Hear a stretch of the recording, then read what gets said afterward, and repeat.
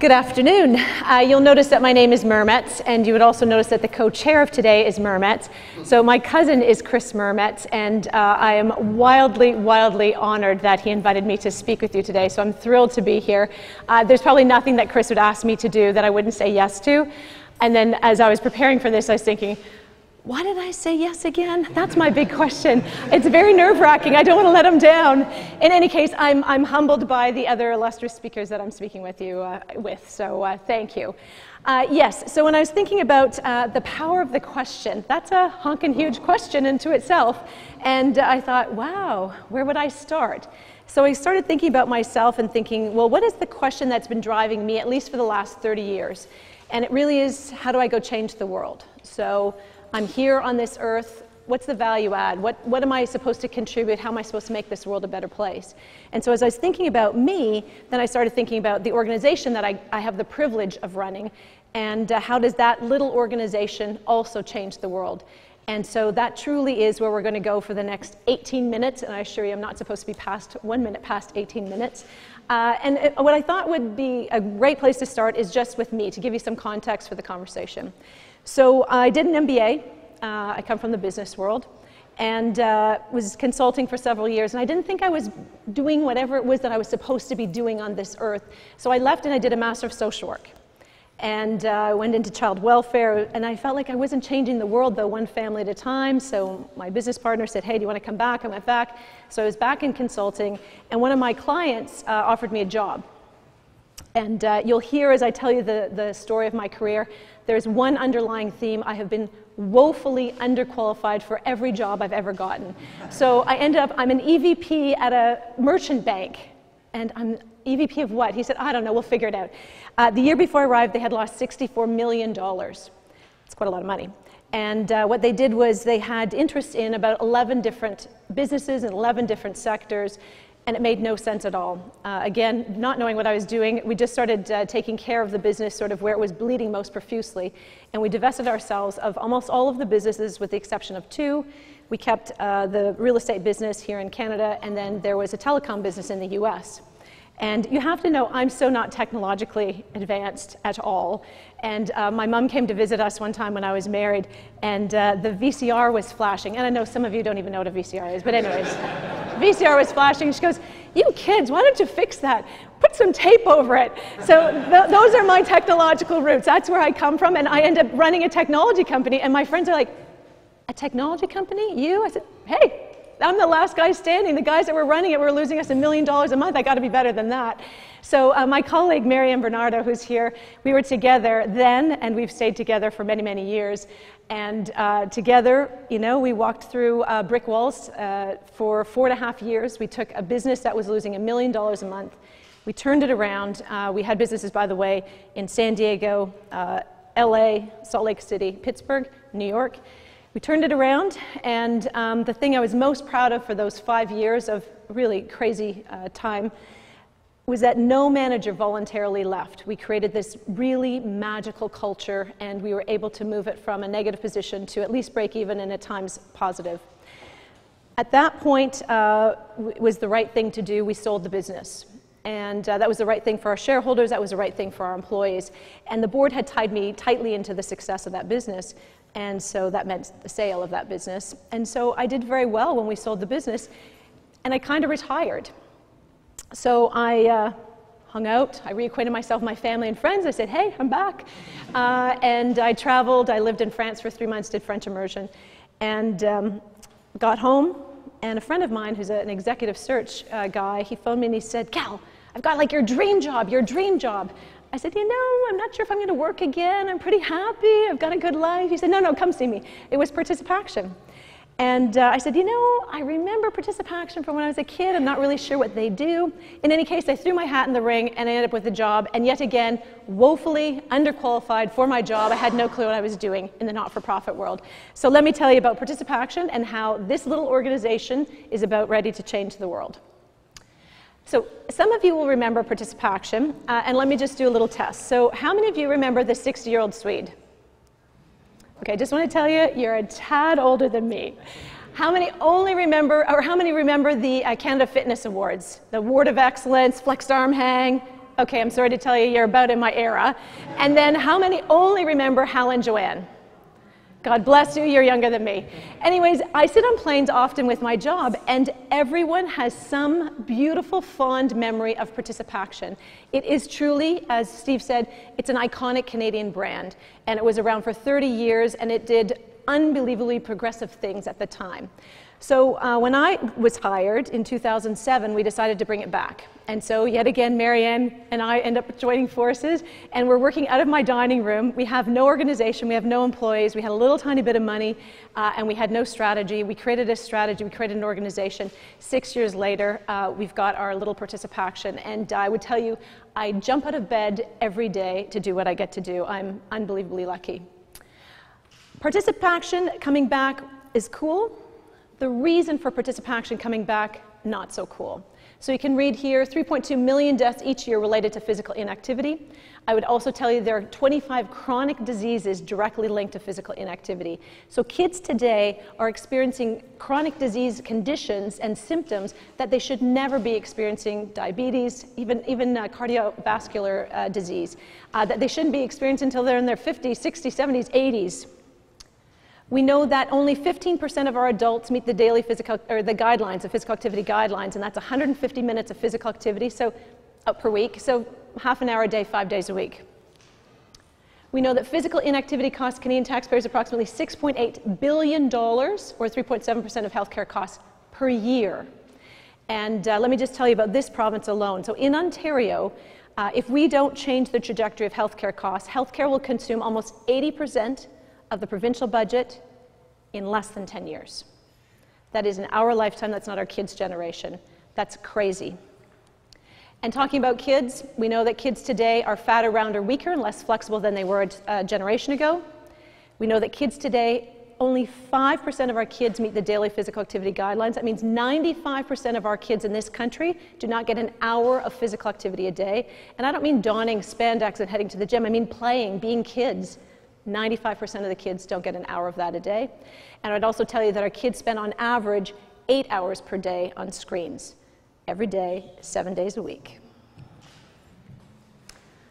So why should we care?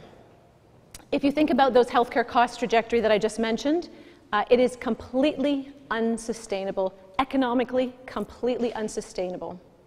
If you think about the kids themselves, because they're fatter, rounder, weaker, less flexible today than they were a generation ago, we're breeding physically inactive people who will live less high-quality lives. The quality of life will be less.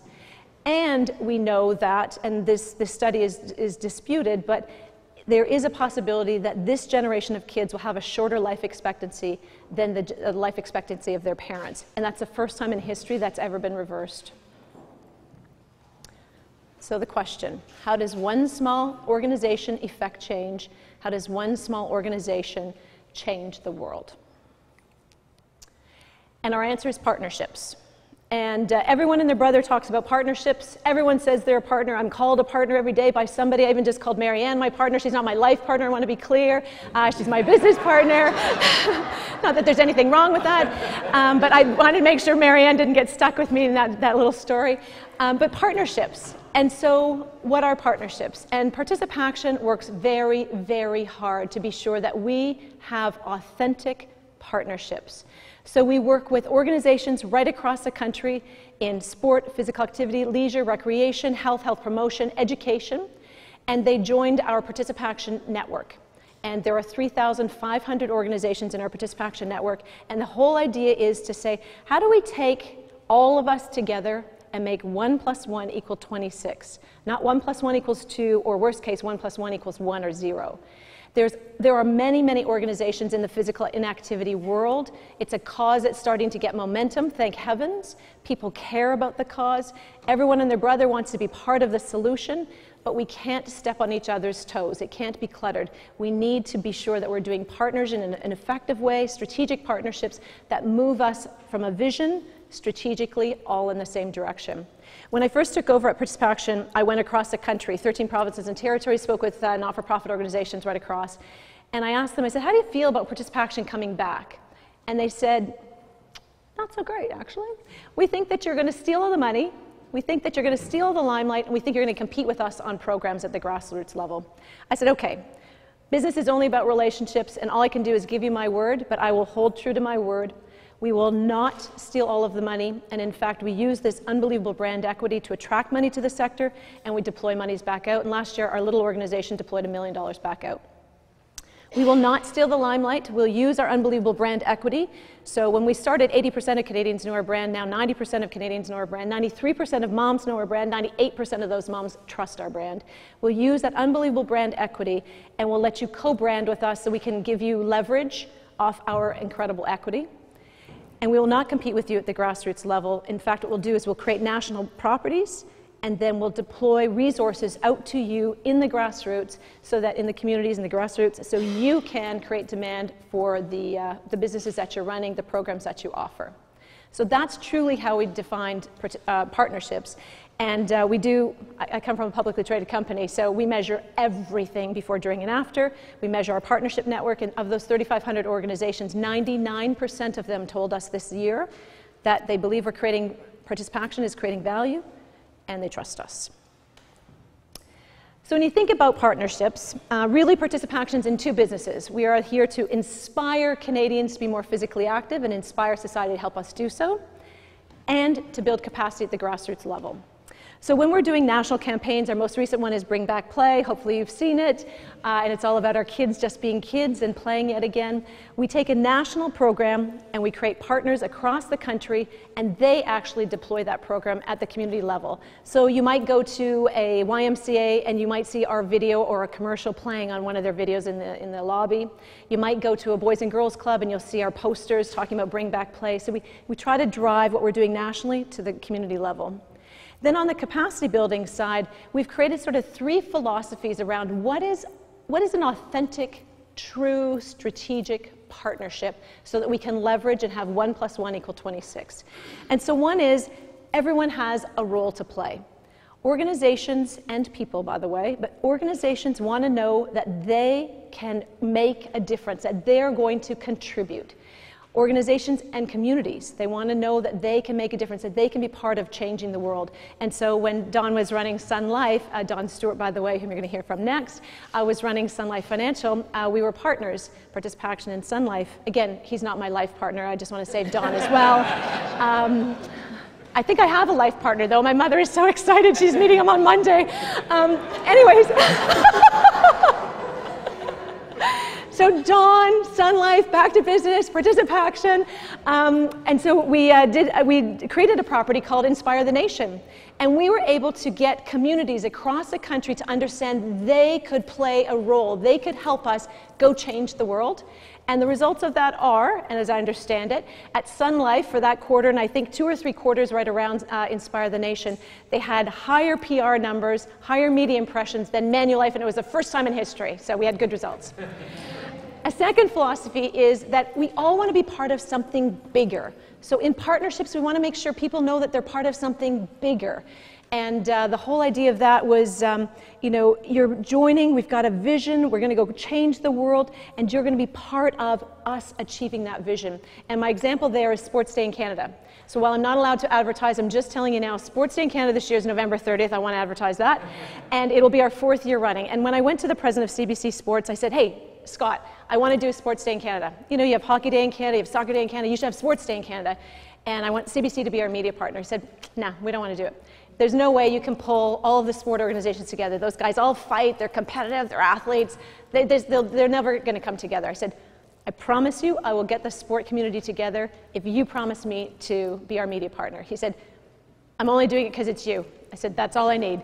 And we did pull the sport community together. And last year we were in over 500 communities with Sports Day. We had 1,400 events. We mobilized 99 communities in a huge, huge way. Of course, I went to my team because I set the bar very high. I go, 99, like, hello, could we not have had 100? What's with 99? Anyways, we had 99. This year, the objective, of course, is 100. We mobilized 99 communities, and we had almost 46% of Canadians involved in some form or fashion in Sports Day. So that's our second philosophy. The third and the final philosophy around partnerships is, you know what, sometimes we just need to take risks. Sometimes we just need to accept unconventional partners and have them be our partners to go change the world. And so we have the ParticipACTION Teen Challenge, sponsored by Coca-Cola. When we have a beer tonight, you can challenge me all you'd like on the Coca-Cola partnership. I've been challenged to the nth degree. I would just tell you, Coca-Cola is an unbelievably positive, effective, phenomenal partner for us. And together, we are changing the world with teenagers. So teens from 13 to 19, we've attracted over 200, I think it's 220,000 teens are involved in our program. Couch potatoes have become more active. Active people have become even more active. We've created leadership in teens at the community level. We've created capacity at the community level. It's an unbelievably great program. Coca-Cola's dedicated $10 million over 10 years. It's a huge deal. And, but they give us so much more than money because they have sports assets, they have entertainment assets, which is what teenagers care about. The only thing they don't have is fashion, but other than that, we got 2 out of 3 covered for teenagers. We're able to go change the world. And so that is how we define partnerships, and I believe those 3 philosophies around partnership can actually work on an individual level as well. So ParticipACTION, I would tell you, we're the catalyst behind mobilizing this country, behind getting behind physical inactivity as a cause, and most importantly, getting behind the solution to that cause. And as I said, I really think this can come back to your own individual story. I think that as individuals, we can be thinking about changing the world as well, that we all do have a role to play. So it's not just how can some small organization change the world. Each of us in this room has a role to play in changing the world. We have a role to play. We can be part of something that is bigger than just us.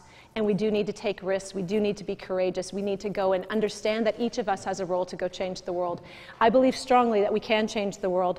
It is only going to be, though, when I join up with my 17 folks at ParticipACTION and we join arms with all of the not-for-profit organizations in this country. We join arms with the public sector, national, federal, provincial, territorial, municipal governments, in addition to the private sector. And I believe the private sector plays an unbelievably important role. But arm in arm, individually, we can go be part of something much bigger, and we can go change the world. I believe that's it's our responsibility to this generation of kids and for the next generation of kids to come.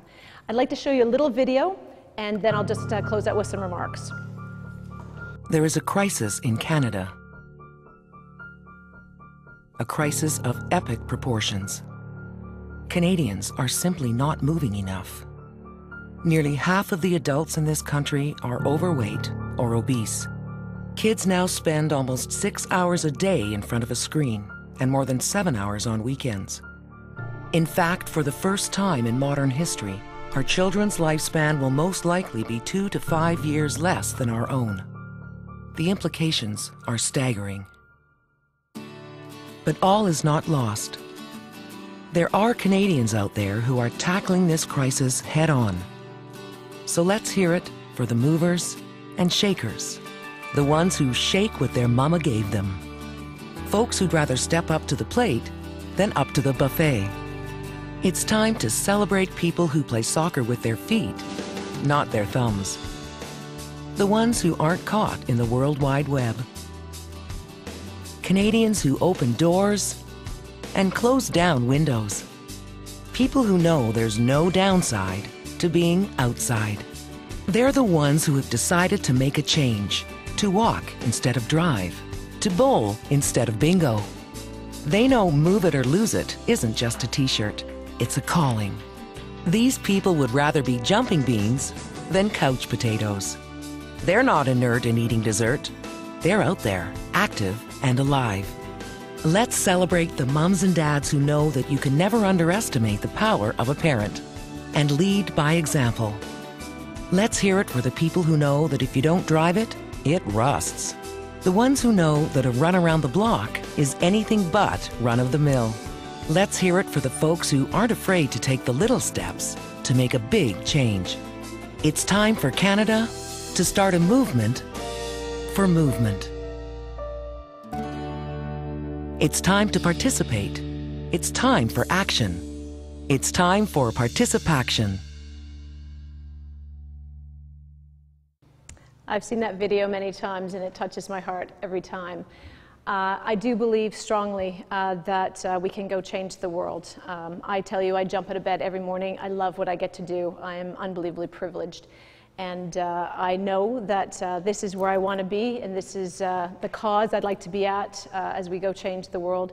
I would challenge each of you to join me arm in arm. Whatever your cause is, I believe that together we can go change the world. And I'd just like to say thank you very much, and thank you to Chris for letting me have this chance. So, amazing.